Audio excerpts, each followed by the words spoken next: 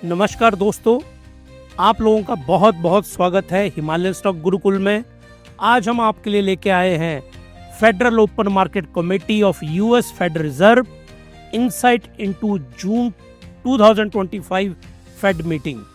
Surprise किया fade ने और इसके बदौलत कौन से स्टॉक भारत में बढ़ेंगे, किन स्टॉक्स पे फर्क पड़ेगा और वो फिर आपको अपने पोर्टफोलियो में देखना है। ये वाला जो वीलॉग है वो इतना महत्वपूर्ण है क्योंकि आपको इस वीलॉग के बाद आपको एनालिसिस करना है। किस चीज़ का एनालिसिस करेंगे आप? अपने स्टॉक पोर्टफोलियो का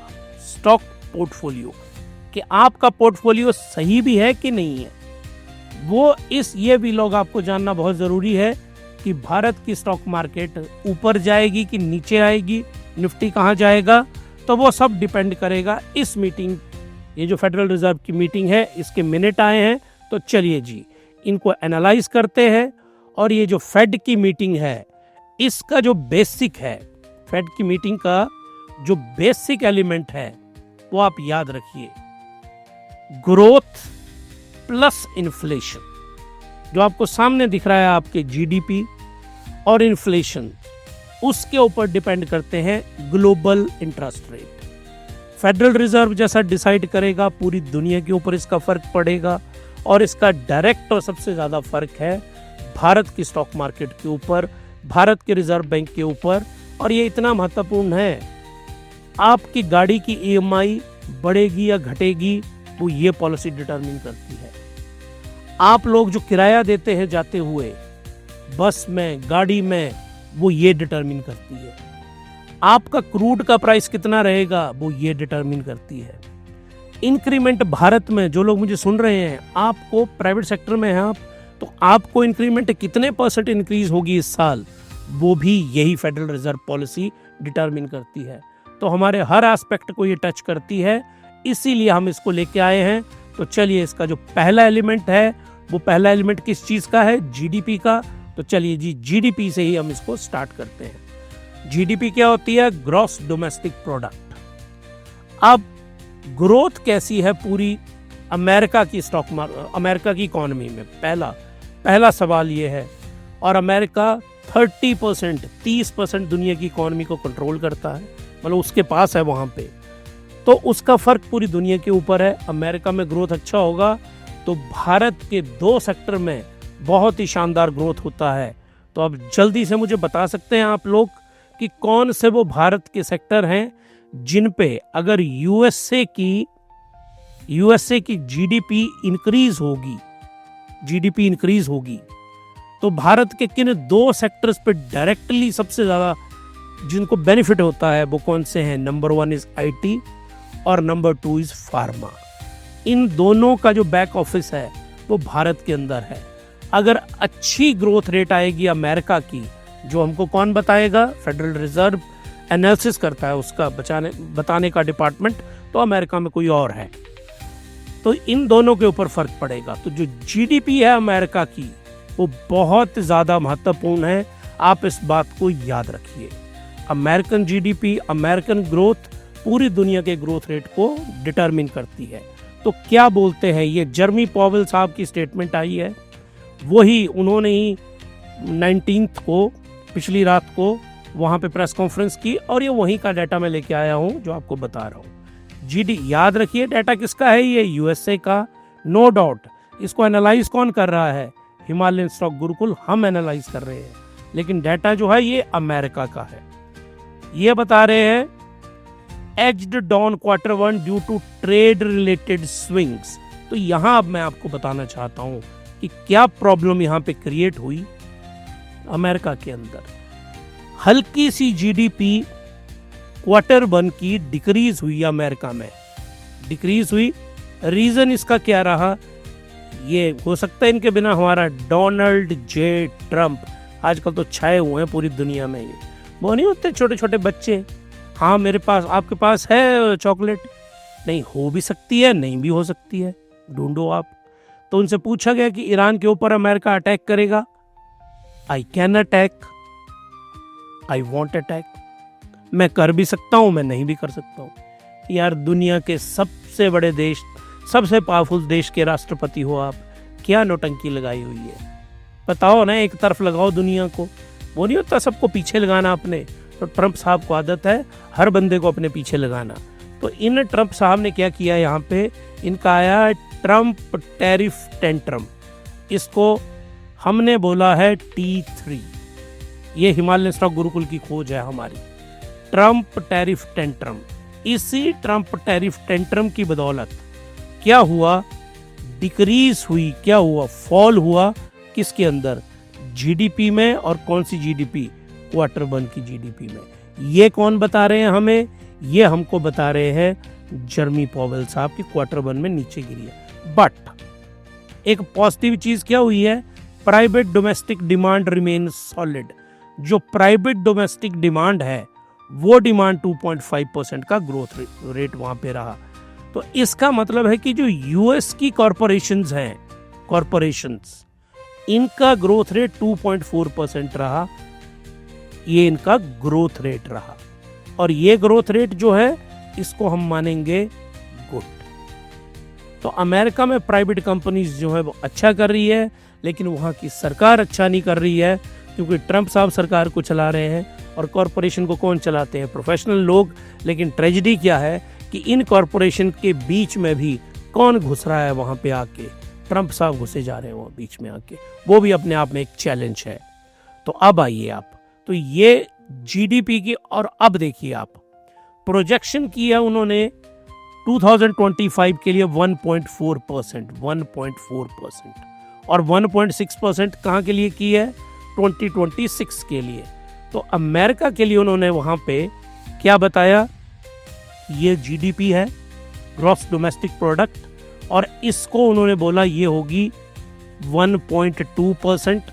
कहाँ के लिए होगी 1.2%, फाइनेंशियल ईयर 25 के लिए, और 1.6% होगी कहाँ के लिए, फाइनेंशियल ईयर 26 के लिए। और देखिए ये है यूएस की। अब आप इसको कंपैरिजन करिए इंडिया के साथ। इंडिया का ग्रोथ रेट कितना होता है, 6.4%, 6.8%। और अब इंडिया टारगेट क्या करने जा रहा है, जो अभी पीछे मैंने एक आर्टिकल पढ़ा, बल्कि रिसर्च पेपर पढ़ा एक, वो बता रहा है कि भारत एम कर रहा है 8% जीडीपी ग्रोथ रेट को, कि हमारी जीडीपी का ग्रोथ रेट कितना हो जाए, 8%। तो भारत की जो इकोनॉमी है वो बहुत ज़्यादा उसके बढ़ने की संभावना है। ये तो हो गया पहले वाला पॉइंट जिसमें हमने एनालाइज किया कि पॉवेल साहब ने क्या बोला। अब दूसरी आती है लेबर मार्केट के बारे में। अनएम्प्लॉयमेंट एट 4.2%, बहुत अच्छा है। ये जो टारगेट है अनएम्प्लॉयमेंट का, ये देखिए जो आपके सामने आपको दिख रहा है। अनएम्प्लॉयमेंट, लेबर मार्केट की सबसे बड़ी बात होती है एम्प्लॉयमेंट एंड अनएम्प्लॉयमेंट। और भारत में हमारी बदकिस्मती है कि हमारे यहाँ बहुत मास स्केल की अनएम्प्लॉयमेंट है, और उसके लिए जिम्मेवार कॉरपोरेशंस हैं, कंपनीज हैं और सरकार है, और कोई नहीं है। हमारा पूरा ढांचा है, हमारे यहाँ बहुत हाई अनएम्प्लॉयमेंट है। अमेरिका में आप देखिए, अमेरिका का अनएम्प्लॉयमेंट का टारगेट कितना है, आप हैरान होंगे। यूएस का अनएम्प्लॉयमेंट का जो टारगेट है, it must be less than 4.5%। ये इनका टारगेट है, 4.5% से कम होनी चाहिए। और वीकली डाटा आता है अमेरिका का, इसका एम्प्लॉयमेंट एंड अनएम्प्लॉयमेंट दोनों का डाटा आता है वीकली। और अभी कितनी है यूएस की, 4.2%। तो इसको इसलिए मैंने ग्रीन में रखा। अमेरिका में जो अनएम्प्लॉयमेंट है वो बहुत कम है, मतलब यूएस इकॉनमी अच्छा कर रही है, लोगों को वहाँ पे रोजगार मिल रहा है। वहाँ का जो फेडरल रिजर्व है वो किसकी सोचेगा, वो अपने लोगों की अनएम्प्लॉयमेंट के बारे में पहले सोचेगा, दुनिया और हमारी बाद में। तो unemployment 4.2%, near maximum employment. Job gain की जो एवरेज है 1,35,000 पर मंथ। हर एक मंथ में अमेरिका में 1,35,000 लोगों को नौकरी मिलती है, याद रखना आप लोगों ने, क्योंकि वहाँ प्राइवेट सेक्टर जो है 80% डोमिनेट करता है। तो वहाँ पे ये नौकरियाँ हैं, तो उनका प्राइवेट सेक्टर क्या कर रहा है, बहुत अच्छा कर रहा है। Wage growth moderating but still above inflation. वो बोल रहे हैं वेज ग्रोथ, तनख्वाह उतनी नहीं बढ़ रही है लेकिन फिर भी कंट्रोल में है। और no significant inflationary pressure on labour market. तो यहाँ वो बहुत क्लियरली बोल रहे हैं कि इन्फ्लेशन का प्रेशर जो है वो लेबर मार्केट पे नहीं है। ये जो आपको सामने लेबर मार्केट दिख रही है, तो इन्फ्लेशन जो है वो कंट्रोल में है। तो यहाँ पे डाइकोटमी आती है। अगर इन्फ्लेशन आपकी क्या है, कंट्रोल में है, आपकी अनएम्प्लॉयमेंट लेस देन 4.5% है, और आपकी पर मंथ की जो आपकी रिक्रूटमेंट है ग्रेटर देन 1 लाख है, तो इसके अनुसार मार्केट में इंटरेस्ट रेट बिल्कुल कम करने चाहिए। दे मस्ट डिक्रीज होने चाहिए 25 बेसिक पॉइंट्स, और ये मैं आपको यहाँ पे गारंटी देता हूँ। ये प्योरली टसल है डोनाल्ड ट्रंप साहब की और जर्मी पॉवेल की। पॉवेल साहब फेल करवाना चाहते हैं ट्रंप साहब को, और बहुत हद तक मैं आपको यहाँ गारंटी देता हूँ कि वो कामयाब हो रहे हैं। ट्रंप साहब की पॉलिसीज नहीं लोगों को खुश कर पा रही है, तो इंटरेस्ट रेट कम होने चाहिए थे इस डाटा के बदौलत। डाटा ही बताता है क्या होना चाहिए था, लेकिन ऐसा मार्केट में नहीं हुआ। अब हम इनकी जो अगली फोरकास्ट है, अगला इनका फोरकास्ट है इन्फ्लेशन का। ये जो आपको सामने आपके दिख रहा है, inflation and financial crisis. Inflation होती है चीज़ों की कीमत। अब मैं यहाँ एक बात आप लोगों को समझाना चाहता हूँ। हम जब पढ़ते थे, हमारे एक प्रोफेसर बोला करते थे कि वही सबसे अच्छा सिखाने वाला है या टीचर माना जाएगा जो सबसे कॉम्प्लेक्स कॉन्सेप्ट को, मैथ में कॉम्प्लेक्स सब्जेक्ट माना जाता है, टोपोलॉजी या अलजेब्रा मान लो आप। तो जो गोलगप्पे बेचने वाला है, रेडी लगाता है गोलगप्पे की, जो सिखाने वाला गोलगप्पे वाले को समझा जाए वहाँ पे कि क्या होती है अलजेब्रा, क्या होती है टोपोलॉजी, उसी को हम मानेंगे कि उस इंसान को कॉन्सेप्ट आता है। वही अप्रोच हम हिमालय स्टॉक गुरुकुल में इस्तेमाल करते हैं। ये जो कॉम्प्लेक्स कॉन्सेप्ट हैं इन्फ्लेशन के, ग्रोथ के, फाइनेंस के, ये मैं आपको इतने सिंपल तरीके से समझाऊं कि आपको समझ आए कि आपके घर की ईएमआई, आपकी गाड़ी का लोन, आपके घर का लोन, आपके बच्चों की एजुकेशन का लोन, कैसे आप समझ पाएं इस कॉन्सेप्ट को कि अमेरिका में होने वाला फैसला आपकी ज़िंदगी को इन्फ्लुएंस कर रहा है। तो अगर आपको वेल्दी बनना है, आपको फाइनेंशियल मैनेजमेंट करनी है, आपको ज़िंदगी में लायक बनना है और फ्री होना है फाइनेंशियली, फाइनेंशियल फ्रीडम पता आपको क्या देगी? वो आपको देगी कॉन्फिडेंस। वो आपकी मेंटल टेंशन है उसको कम करेगी। आप में हाइपर टेंशन नहीं होगा, आप ड्रिंक नहीं करेंगे, आप परेशान नहीं होंगे, आप अपने जो शौक है उनको पूरा कर पाएंगे। फाइनेंशियल फ्रीडम आपकी लाइफ को एक अलग नए डायमेंशन में ले जाती है। तो इसीलिए आपको ये मेरे वीलॉग ना कॉम्प्लेक्स फाइनेंशियल कॉन्सेप्ट के लिए नहीं देखने हैं, अपनी फाइनेंशियल फ्रीडम के लिए देखने हैं। तो चलिए जी, काफ़ी भारी ज्ञान हो गया। इसके बाद एक बार दोबारा हम आते हैं आपके इन्फ्लेशन वाले टॉपिक पे। ये देखिए, पीसी इन्फ्लेशन है 2.3%। कितनी इन्फ्लेशन है? 2.3%। Core inflation 2.6%। तो यहाँ पे ये कॉन्सेप्ट मुझे लगता है कि मुझे आपको समझाना चाहिए, बनता है इसका समझाना यहाँ पे। तो देखिए, PCE inflation it is 2.3%। Core inflation is 2.6%। याद रखिए, कोर इन्फ्लेशन में माइनस किया जाता है एनर्जी प्राइसेस। एनर्जी प्राइसेस, घर में आप गैस का प्राइस है, आपका तेल का खर्चा है, उसको माइनस कर देते हैं। तो कोर इन्फ्लेशन मतलब खाने पीने की, बेसिकली लाइफस्टाइल में मेन खाने पीने की चीज़ें 2.6% है, और जो जनरल इन्फ्लेशन है वो 2.3% है। अब मुद्दा उठता है, what is the target? Target क्या है फेड का? फेड का टारगेट है इन्फ्लेशन मस्ट बी एट 2%। यह है यूएसए का टारगेट, और ये टारगेट किसके लिए है? यूएसए के लिए है। इंडिया का टारगेट क्या है? इंडिया का इन्फ्लेशन का टारगेट 4%, अमेरिका का 2%। जो इकोनॉमी, याद रखना आपने, जो डेवलपिंग इकोनॉमी होती हैं वहां पे इन्फ्लेशन का जो टारगेट है हमेशा हाई होता है, ग्रोथ होती है वहां बहुत ज़्यादा। अमेरिका के 1% की ग्रोथ है वहां पे, हमारे यहाँ ग्रोथ कितनी है? 6 to 7%। हाई ग्रोथ है तो इन्फ्लेशन भी रहेगी। इनके यहाँ ग्रोथ कम है तो इनके यहाँ इन्फ्लेशन भी कम रहेगी। तो इन्फ्लेशन वहाँ पे टारगेट 2% का है। Short term inflation expectation rose due to tariff. ये देखिए, ये कॉन्सेप्ट आपको अपनी बिल्कुल मैंने कई बार पहले भी करवाया है। ये जो इन्फ्लेशन है, इन्फ्लेशन जर्मी पॉवेल साहब क्या बोल रहे हैं, इन्फ्लेशन पहुंच गई है 2.3%। इसने 2% रहना था। और क्यों पहुंची है 2.3%? ये पहुंची है ट्रम्प टैरिफ टेंट्रम। ये ट्रम्प साहब ने जो टैरिफ का ड्रामा किया पूरी दुनिया में, उसकी बदौलत इन्फ्लेशन जो है वो वहां पे यहाँ पहुंची। अब ट्रम्प साहब वहां पे चीख चिल्ला रहे हैं कि आप इसको कम करो 2%। तो आप जो है ये तो नहीं वो कम कर सकते, आप इंटरेस्ट रेट कम करो। वो बोल रहे हैं नहीं जी, मेरा टारगेट तो 2% है, 2% जब होगा तो इंटरेस्ट रेट मैं कम कर दूंगा। तो ऐसा माना जा रहा है, एक्सपर्ट बता रहे हैं कि सितंबर मंथ में 2% हो सकती है इन्फ्लेशन, तो इंटरेस्ट रेट कम होगा।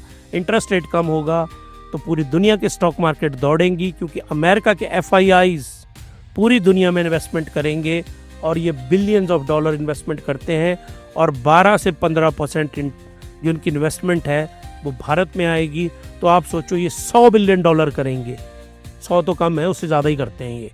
तो उसमें से 12 से 15 बिलियन डॉलर मतलब 1 लाख करोड़ रुपया भारत में डालेंगे और भारत के स्टॉक क्या होंगे, जूम करके शुरू आगे बढ़ेंगे। इस तरह से स्टॉक मार्केट से लिंक जुड़ता है इनका। तो ये जो इन्फ्लेशन है, ये इन्फ्लेशन कंट्रोल में आ रही है, लेकिन जो टारगेट है उससे नीचे नहीं आ रही है। और इसीलिए जर्मी पॉवेल साहब ने अमेरिका में क्लियरली बोल दिया इस वाली मीटिंग में कि ये हॉकिश मीटिंग है, मैं इंटरेस्ट रेट कम नहीं करूंगा। अंदर की बात यह है कि ट्रंप के साथ आजकल उनकी बनती नहीं है, ट्रंप के साथ तो किसी की नहीं बन सकती है।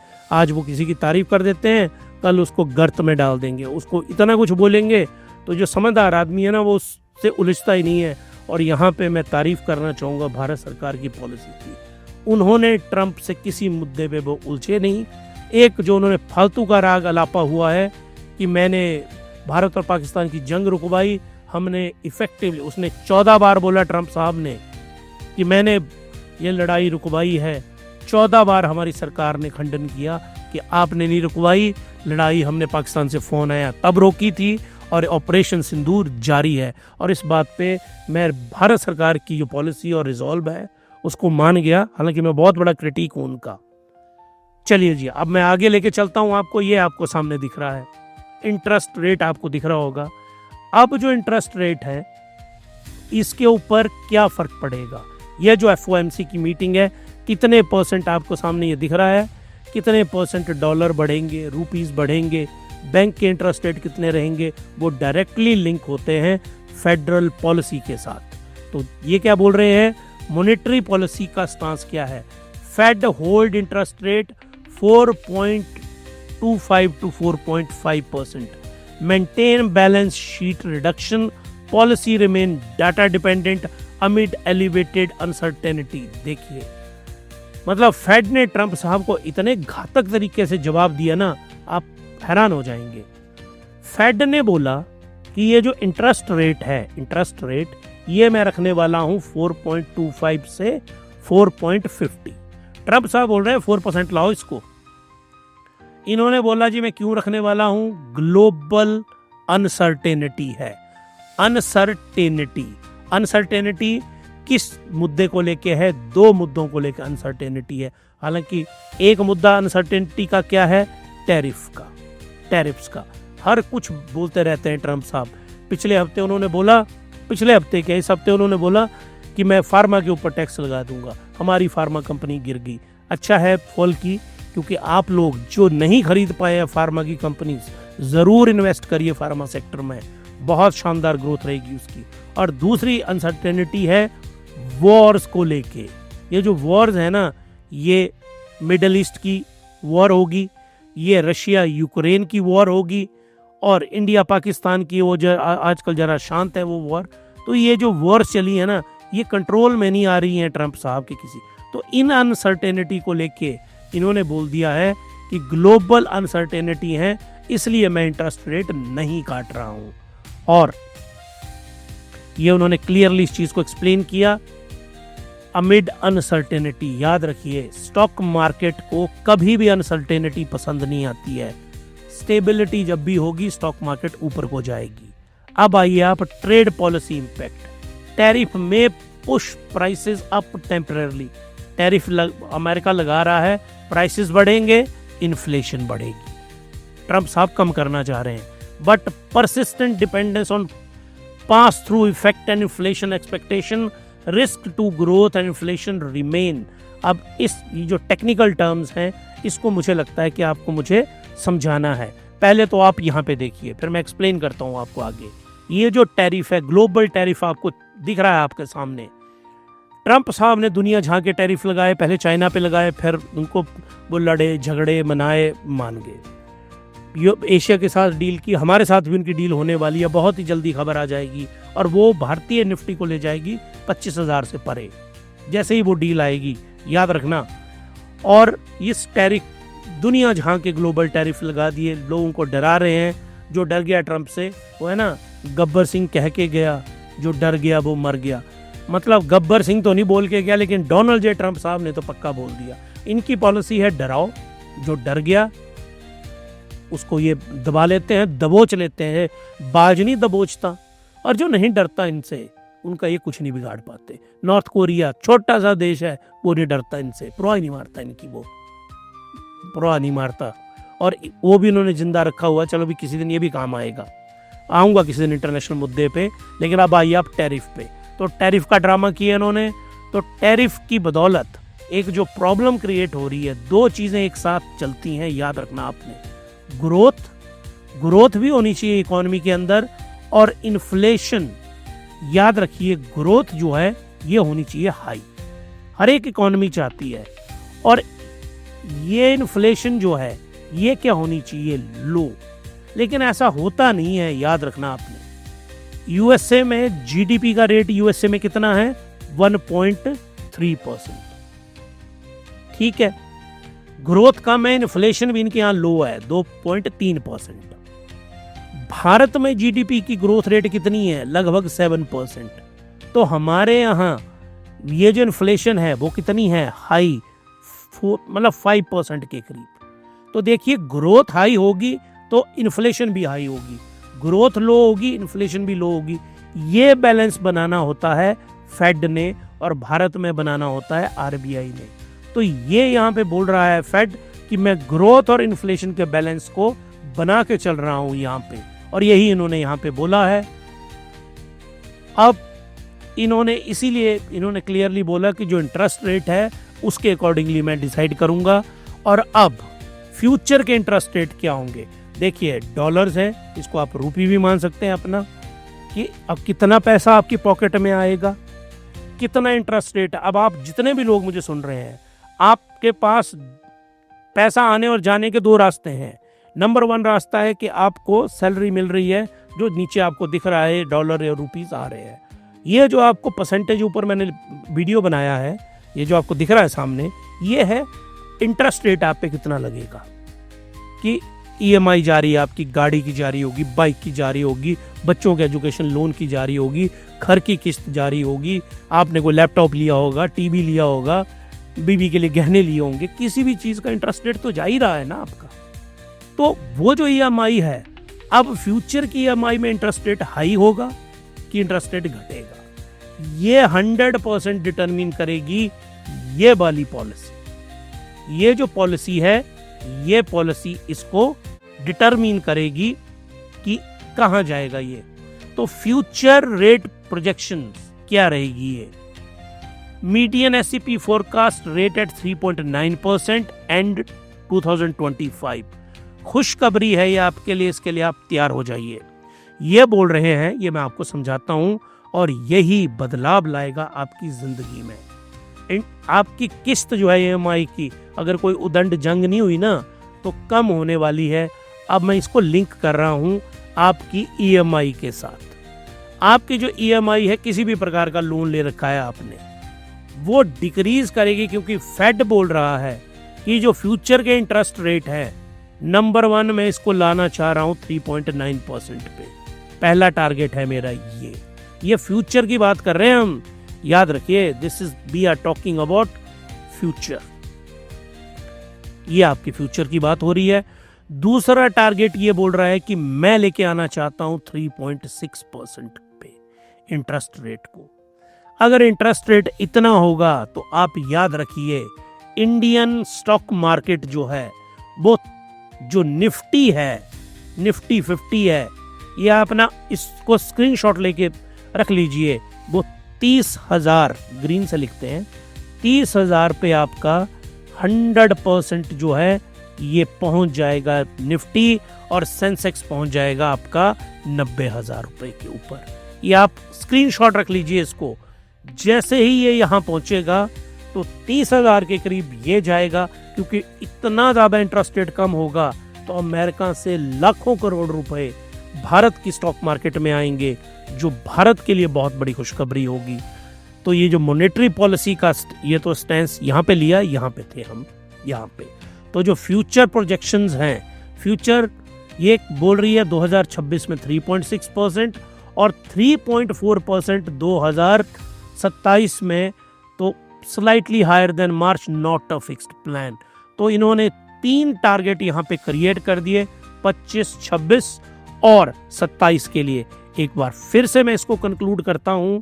देखिए आप यहाँ पे फेडरल रिजर्व बोल रहा है 2025 में इंटरेस्ट रेट में लेके, ये इंटरेस्ट रेट की बात कर रहा है, इंटरेस्ट रेट लेके आएगा ये 2025 में एंड में दिसंबर तक 3.9%। 2026 में ये बोल रहा है 3.6% और 2027 में मैं लेके आऊंगा 3.4%। और 2027 में आप बिल्कुल इसको नोट करिए, मैं आपको निफ्टी के लेवल बताता हूं, क्योंकि अगर फेड का रेट ऐसा रहेगा, याद रखिए ये भविष्यवाणी जो है हमारी, ये निर्भर करती है। तो जो निफ्टी है हमारा, निफ्टी 50 2025 के एंड में ये आपका टच करता हुआ जाएगा 30,000 को, अगर इंटरेस्ट रेट वैसे होते हैं। 26 आएगा, अगर इंटरेस्ट रेट कम होते हैं तो ये 32,000 के ऊपर जाएगा, और 2027 ये जाएगा 35,000। इस तरह से, क्योंकि ये डायरेक्टली इसका लिंक किससे जुड़ता है, इसका लिंक जुड़ता है फेड के इंटरेस्ट रेट के साथ, और ये बहुत ही शानदार भविष्यवाणी है और ये खुशखबरी है आप लोगों के लिए। इतनी शानदार खुशखबरी है तो स्टॉक मार्केट में बने रहिए, आपका पैसा बनेगा। आप हमारे पिछले व्लॉग देखिए, मैं हर रोज 2 स्टॉक देता हूं, अब हमने चेंज कर दिया है। 2 स्टॉक जो मैंने पिछले कल के दिए हैं वो आप जरूर जाके देखिए, जियो फाइनेंशियल सर्विस, और एक और स्टॉक है, जरूर जाइए उसको। और आज भी 2 स्टॉक दूंगा जो मेरा सेकंड व्लॉग होगा। और पॉलिसी फ्रेमवर्क रिव्यू क्या किया उन्होंने, ongoing 5-year review of fed strategy, focusing on risk assessment and communication, final adjustment expected by late summer. जैसे ही गर्मियां खत्म होगी अमेरिका में तो वो फाइनल एडजस्टमेंट करेंगे। और ये देखिए आपके सामने ये जो पॉलिसी लेके आए हैं, ये पॉलिसी बोल रहे हैं कि जैसे ही गर्मियां खत्म होगी अमेरिका में, हम दोबारा पॉलिसी को रिव्यू करेंगे। और पॉलिसी रिव्यू के किसकी, फेडरल रिजर्व की। और सामने आपको दिख रहा है 3,000 सब्सक्राइबर हमारे यहाँ हो गए हैं। अब हमारा टारगेट है 5,000 सब्सक्राइबर का। जल्दी से आप सब्सक्राइब करिए हिमालयन स्टॉक गुरुकुल को, क्योंकि मैं चाहता हूं कि जल्दी से हम 5,000 सब्सक्राइबर हों और 50,000 व्यू हों। फिर हम अगला टारगेट 10,000 सब्सक्राइबर और 1 लाख व्यू का रखें और अपने इस जर्नी को आगे बढ़ाते जाएं। तो पॉलिसी रिव्यू बहुत अच्छा है फेडरल रिजर्व का। यहाँ पे अब मुझे आपको बताना है इंडिया के ऊपर क्या फर्क पड़ा है। ये जो फेडरल रिजर्व की पॉलिसी आई है, रिजर्व की FOMC आई है, इसका इम्पैक्ट ऑन इंडिया क्या होगा, impact on Indian stock market and economy, Indian stock market और इंडियन इकोनॉमी के ऊपर क्या फर्क पड़ने वाला है। ये जो पॉलिसी अभी हमने की, अब भारत पे इसको अप्लाई करते हैं। थियरी समझ गए हम, अमेरिका FOMC क्या बोलता है, अब वो भारत पे कैसे लागू होगी, किन सेक्टर किन स्टॉक पे इसका फर्क पड़ेगा। तो चलिए जी, इसके ऊपर मैं आपको लेके चलता हूं। आइए जी, भारत पे इसका क्या इंपैक्ट पड़ेगा। Inflation and tariff loom large, Powell warned of rising good inflation due to Trump tariff, explain कर दिया मैंने। Spooking market, standard and poor's का 500 इंडेक्स और इंडियन इंडेक्सेस ट्रेडेड फ्लैट। ये बिल्कुल फ्लैट रहे आज, इसलिए रहे क्योंकि इंटरेस्ट रेट डिक्रीज नहीं किए, तो ये क्या हुए, कॉशन रही, फेड भी कॉशियस रहा, और इसके साथ कॉशियस कौन रहा, हमारा निफ्टी और हमारा Sensex. RBI likely to mirror fed wait and watch approach. अब वेट एंड वॉच किस चीज की अप्रोच यहाँ पे की गई है? फेड बोल रहा है कि मैं देखूंगा इन्फ्लेशन का डाटा, मैं देखूंगा अनएम्प्लॉयमेंट का डाटा, और मैं देखूंगा टैरिफ किस तरह से हो रहे हैं। तो यहाँ पे अप्रोच कौन सी है? Wait and watch. और ट्रंप साहब के टाइम में तो यही मुझे लगता है सबसे बेस्ट अप्रोच है, वेट एंड वॉच। और हमारे आरबीआई भी क्या बोल रहे हैं कि हम भी वेट एंड वॉच करेंगे। With the Fed on pause, the RBI may maintain its neutral stance longer, focusing on its external risk, tariff के हायर फॉर लॉन्गर इन्फ्लेशन। ये यहाँ पे बहुत क्लियरली बोल रहे हैं कि जो इन्फ्लेशन है, यहाँ क्लियरली कंक्लूजन क्या है, इन्फ्लेशन हाई रहेगी और लॉन्गर पीरियड के लिए रहेगी, और इसमें क्या हो सकता है, इसमें स्टॉक मार्केट जाएगी, याद रखिए आप, किस पे, कंसोलिडेशन। पिछले 1.5 महीने में या लगभग 2 महीने में निफ्टी और बैंक निफ्टी, हर रोज एनालिसिस करवाता हूं मैं आपको, वो कंसोलिडेटेड फेज में है। वो क्यों है? इंटरनेशनल ट्रिगर ऐसे होते हैं। मैं आपको वाइफ का एक प्रिंसिपल करवाऊंगा, जब मार्केट कंसोलिडेशन में होती है तो जो बड़े बड़े इन्वेस्टर होते हैं, जो लोग मार्केट में रिटेल इन्वेस्टर से ज़्यादा पैसा कमाते हैं, वो उस वक्त में स्टॉक को खरीद रहे होते हैं। तो वो वाली थियरी विकॉफ की थियरी है ये। इस थियरी को मैं जरूर करवाऊंगा आपको किसी अगले व्लॉग में। और India rally hinge on earning, Geojit capital के विजय कुमार जी बहुत ही रिनॉन्ड इकोनॉमिस्ट हैं, मैं हमेशा इनको पढ़ता हूं, आपको भी हमेशा बताता हूं। जियोजीत जो इन्वेस्टमेंट फर्म है उनके इकोनॉमिस्ट हैं विजय कुमार जी, जरूर सुना करिए इनको, ये बहुत इंटेलिजेंट आदमी हैं और बहुत ही सही बात करते हैं। मैं इनका वही पॉइंट लेके आता हूं जिससे हिमालयन स्टॉक गुरुकुल हम सहमत होते हैं इनके साथ, और मेजोरिटी हम इनके साथ सहमत ही होते हैं। तो विजय कुमार जी बहुत ही शानदार इकोनॉमिस्ट हैं। India's market surge depends upon domestic earning and not Fed driven flow. US capital inflow may remain muted amid low GDP growth, जो अमेरिका में, क्या शानदार बात की इन्होंने। मैं इस बात को आपको एनालाइज करके बताता हूं, ये क्या बोल रहे हैं, और हम भी बिल्कुल सहमत हैं इनके साथ। ये बोल रहे हैं जो फेड है यूएसए का, जो इंडियन स्टॉक मार्केट है, वो फेड के ऊपर ज्यादा डिपेंडेंट नहीं रहेगी 2 महीनों के लिए। हमारी इंडियन स्टॉक मार्केट डिपेंड करेगी अब अर्निंग के ऊपर। अर्निंग्स आएंगी हमारे यहाँ Q1 की जो अर्निंग्स हैं, Q1 कौन सा हुआ हमारा, अप्रैल मई जून, ये हुआ हमारा Q1, अप्रैल से लेके जून तक। ये जो अर्निंग आएंगी ये हमारी स्टॉक मार्केट को डिटरमिन करेगी, क्योंकि अमेरिका में वो बोल रहे हैं फेड इसलिए इंटरेस्ट रेट कम नहीं कर सकता कि ग्रोथ रेट ही वहां पे लेस देन 1.5% है। कितना है? 1.4%, तो कम है। तो भारत की स्टॉक मार्केट अब डिपेंड करेगी अर्निंग के ऊपर। इसलिए मैं आपको हमेशा बोलता हूं कि हिमालयन स्टॉक गुरुकुल को आप सब्सक्राइब करिए, आप हमें सब्सक्राइब करिए, आप हमें शेयर करिए, आप हमें लाइक करिए। अगर आपको पसंद आ रहा है, नहीं आ रहा है डिसलाइक करिए, लेकिन साथ में कमेंट करके मुझे ज़रूर बताइए कि ये चीज़ पसंद नहीं आई। और ये देखिए हमारे व्यूअर्स 25,000, अब तो 35,000 पहुंच गए हैं हम।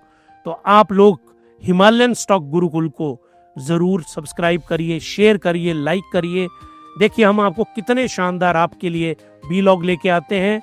अगर आपको हमारा व्लॉग अच्छा लगा तो हिमालयन स्टॉक गुरुकुल को जो आपके सामने है, हमारा मोटो क्या है देखिए, creating wealth step by step ही आप अमीर बनेंगे। और कहां से अमीर बनेंगे आप? अर्निंग थ्रू, किसके थ्रू होगी अर्निंग? लर्निंग के जरिए। तो लर्निंग हम आपको वैसे करवाते हैं कि ये फेडरल रिजर्व की मीटिंग किसी गोलगप्पे वाला, कोई रेडी वाला, कोई दुकान वाला मेरे इस लेक्चर को सुनेगा, इस पॉडकास्ट को सुनेगा, उसको समझ आएगी ये बात। और आप लोग जो लोग मुझे सुन रहे हैं, आपको समझ नहीं आ रहा है तो आप मेल करके मुझे बताइए, कमेंट में बताइए। मैं आपके इंडिविजुअल कमेंट को लूँगा कि कौन सी बात आपको नहीं समझ आ रही है। और हो सकता है कि हम लाइव कॉल में मैं आपको एक्सप्लेन करूँ इस कॉन्सेप्ट को। कोई चीज़ आपको नहीं समझ आ रही, क्योंकि मुझे लगता है कि हम सिंपलेस्ट लैंग्वेज में इसको करवा रहे हैं। तो जल्दी से आप लाइक करिए, जल्दी से आप इसको शेयर करिए और बेल आइकन दबाइए ताकि जल्दी से आपको नोटिफिकेशन आए, और सब्सक्राइब करिए हिमालयन स्टॉक गुरुकुल को। ये था हमारा आज का, जो हमने FOMC की यूएस फेड रिजर्व की मीटिंग आई उसके इनसाइट जून मीटिंग के मैंने आपको बताए। अब मैं आपसे मिलूंगा एक नए व्लॉग में, जो आज हमारा होगा स्टॉक मार्केट का एनालिसिस करेंगे हम भारत की, और उसके बाद हम करेंगे tomorrow prediction of Nifty and bank Nifty. Tomorrow मतलब मंडे को कैसा रहेगा उसको एनालाइज करेंगे। 2 शानदार स्टॉक वहाँ पे मैं आपको दूंगा, तो बने रहिए हिमालय स्टॉक गुरुकुल के साथ। अब हम आपसे मिलते हैं नए व्लॉग में, तब तक के लिए happy investing and have a nice day. Thank you.